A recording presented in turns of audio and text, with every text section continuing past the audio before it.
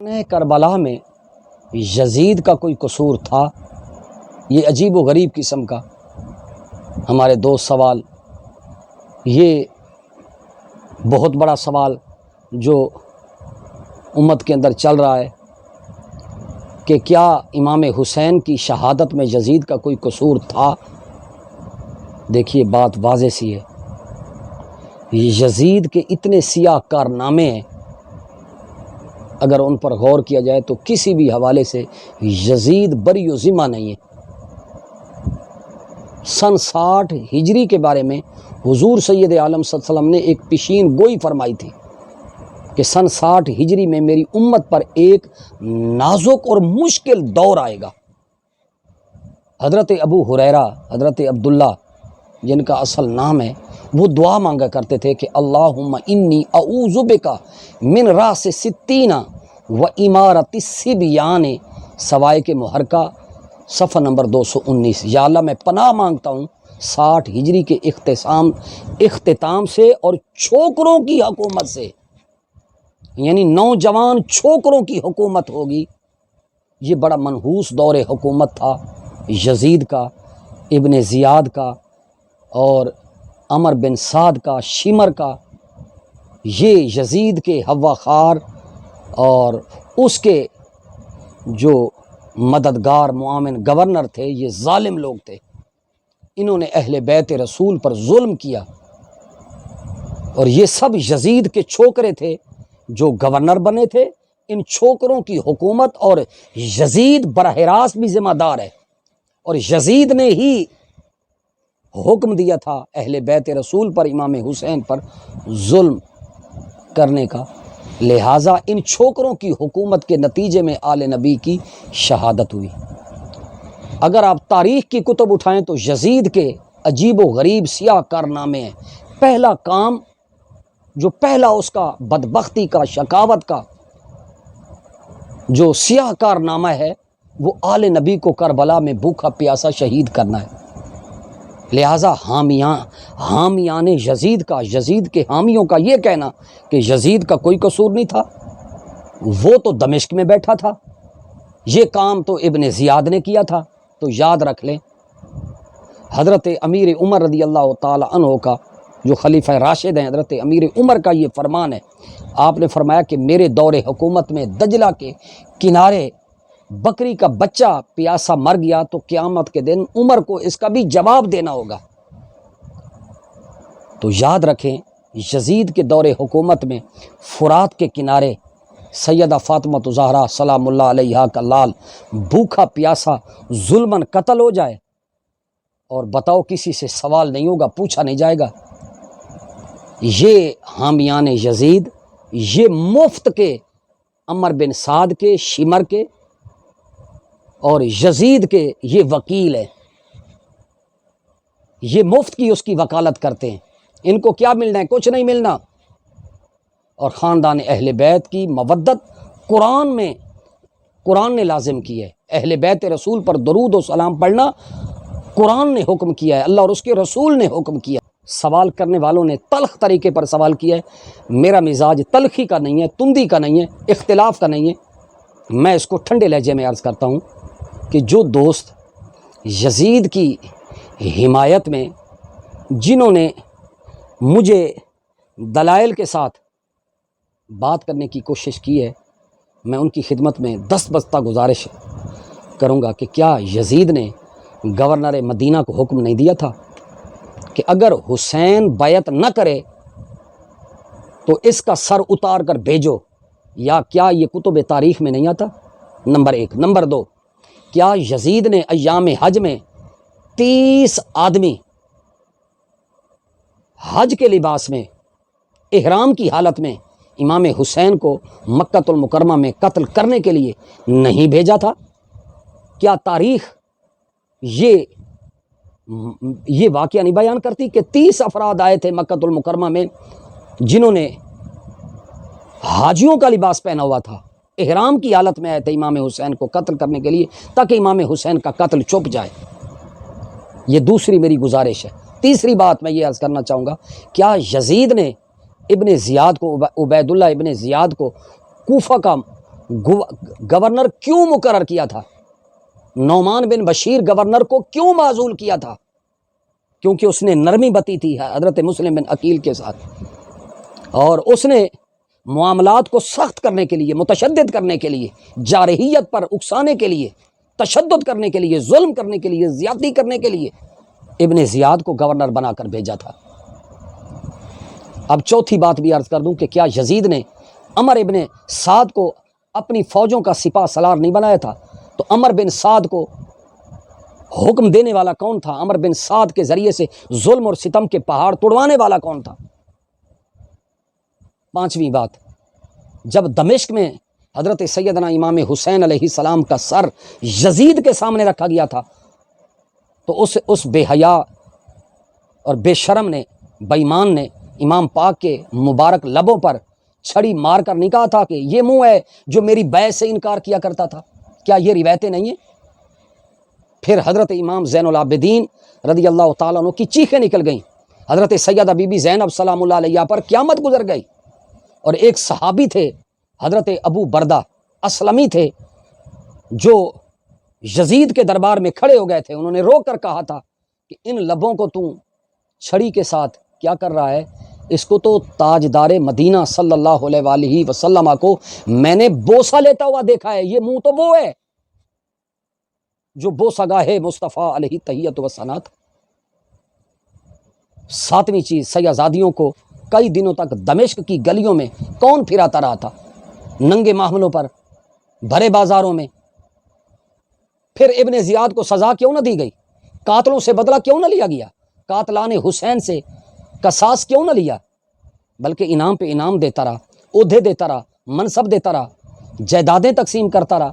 یزید امام حسین کے قتل پر راضی تھا؟ کسی بھی حوالے سے یزید امام حسین کی شہادت اور قتل سے بری و ذمہ قرار نہیں دیا جا سکتا۔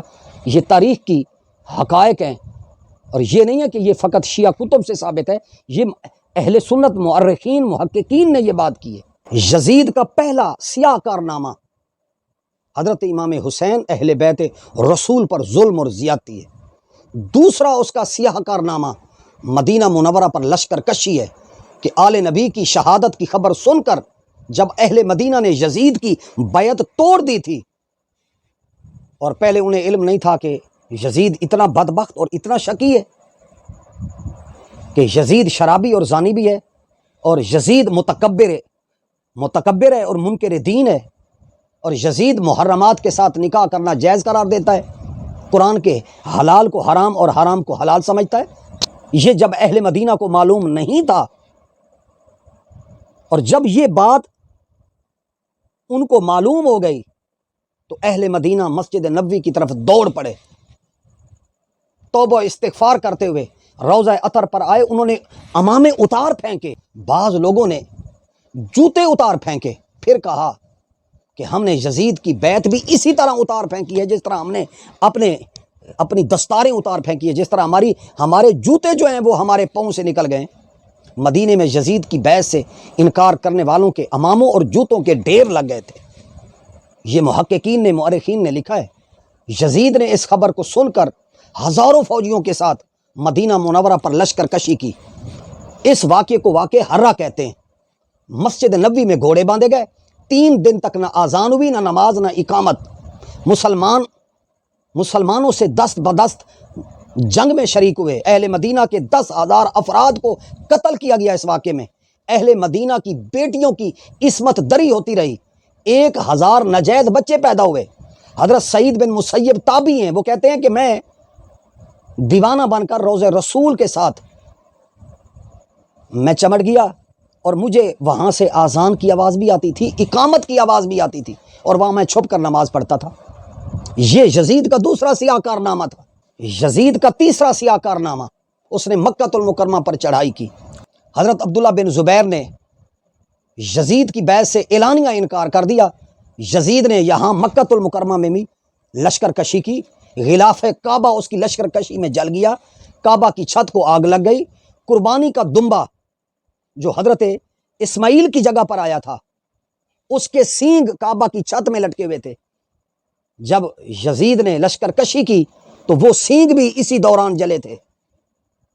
جو فدیہ بنا تھا مینا کے اندر، حضرت فدینا ہو بذبح عظیم، وہ اس مینڈھے کے، اس فدیے کے جو سینگ تھے وہ بھی اسی دوران جل گئے۔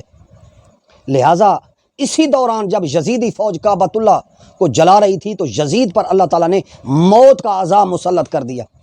وہ پیاس العطش العطش العطش کرتا تھا، اس کے منہ سے پانی کے مشکیزے لگائے جاتے تھے، مگر وہ پیاس کرتا تھا۔ آل نبی کو پیاسا ستانے والا، پیاسا رلانے والا، درد کلنج کی اندر مبتلا ہوا اور درد کلنج میں مبتلا ہو کر کتے کی موت مرا۔ یہ بھی مورخین نے لکھا ہے۔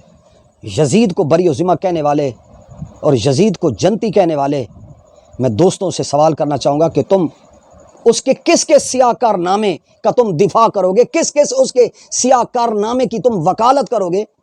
کیا تمہیں عمر بن سعد نے، شمر نے اور تمہیں یزید نے اپنا وکیل رکھا ہے، تمہیں فیس دی ہے کہ تم میری وکالت کرو؟ آئیے پھر دعا کرتے ہیں کہ کل قیامت کے دن آپ کا میرا حشر حسین کے ساتھ ہو، اور تمہارا حشر جو ہے، جو یزید کے طرفدار ہیں وہ اس دعا کو مانگنے کے لیے تیار ہیں کہ ہمارا حشر جو ہے وہ یزید کے ساتھ ہو۔ پھر کہا جاتا ہے، ہمارے بعض محققین ہیں، بڑے اہل تقوی ہیں، بڑے اہل علم ہیں، وہ کہتے ہیں خدا بے نیاز ہے، چاہے تو یزید کو جنت میں بھیج دے۔ یہ بھی ایک ظلم اور زیادتی اور اہل بیت رسول کی بے اہمیت اور بے وقعتی کو ثابت کرنے والی بات، یاد رکھ لیں۔ اس پر مجھ فقیر کا تبصرہ سن لے، یزید جنت میں جائے ہمیں قبول نہیں، خدا بے نیاز تو ہے، بے اصول نہیں۔ پھر آپ فرعون کو بھی کل کہہ سکتے ہیں، فرعون کو بھی کہہ سکتے ہیں، نمرود کو بھی کہہ سکتے ہیں، حامان کو بھی کہہ سکتے ہیں۔ یزید کون ہے؟ آل نبی کو قتل کرنے والا ہے، مدینہ منورہ کی بے حرمتی کرنے والا ہے، مسجد نبی کی توہین کرنے والا ہے، 10,000 اہل مدینہ کو قتل کرانے والا یزید ہے، 1,000 مسلمان بچیوں کی عصمت دری کرنے والا اور ان کی عصمتوں کو داغدار کرنے والا، کرانے والا کون تھا؟ یزید تھا۔ غلاف کعبہ کو آگ لگوانے والا یزید تھا۔ اس لیے امام احمد بن حنبل نے ان تمام کارناموں کو لکھنے کے بعد فتویٰ دیا کہ میں یزید کے کفر کا قائل ہوں، امام احمد بن حنبل۔ اور حضرت امام جلال الدین سیوطی نے یہ روایت درج کی ہے کہ ان ابی دردہ رضی اللہ تعالی عنہ قال قال رسول اللہ صلی اللہ علیہ وسلم اول من امتی من یبدل سنتی رجل من بنی امیہ یقال له یزید، میری امت میں سب سے پہلا بدبخت جو شخص ہوگا جو میری سنت اور شریعت کا حلیہ بگاڑے گا، وہ بنو امیہ کا ایک شخص ہوگا جس کا نام یزید ہوگا۔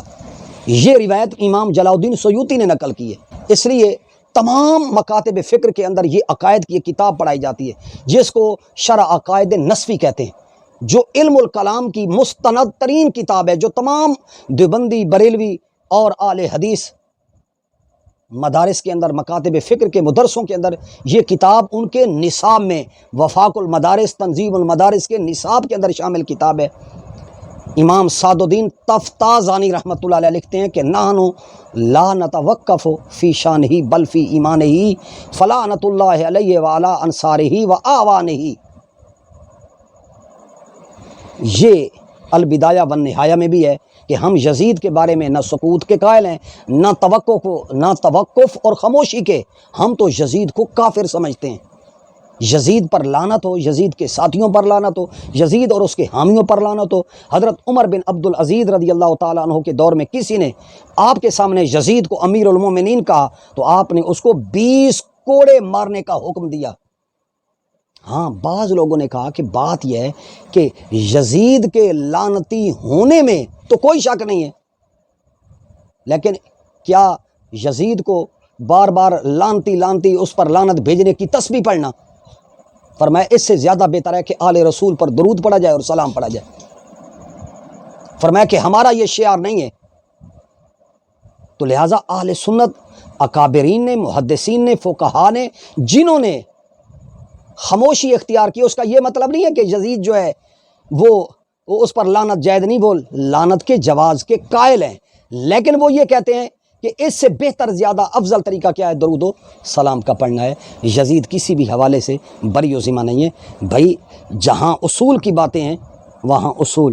امام حسن کی ہم مصالحات کی جگہ پر خاموشی اختیار کریں اور امام حسین جس جگہ پر بولیں اگر وہاں اگر ہم مصلحت اندیشی کر کے خاموش رہیں گے تو یہ زیادتی ہوگی۔ ہمارے نزدیک نبی علیہ الصلوۃ والسلام کے دونوں شہزادے سید و سردار ہیں، امام حسن بھی اور حضرت امام حسین بھی۔ اللہ تعالیٰ آپ کو مجھے مودت اہل بیت نصیب فرمائے۔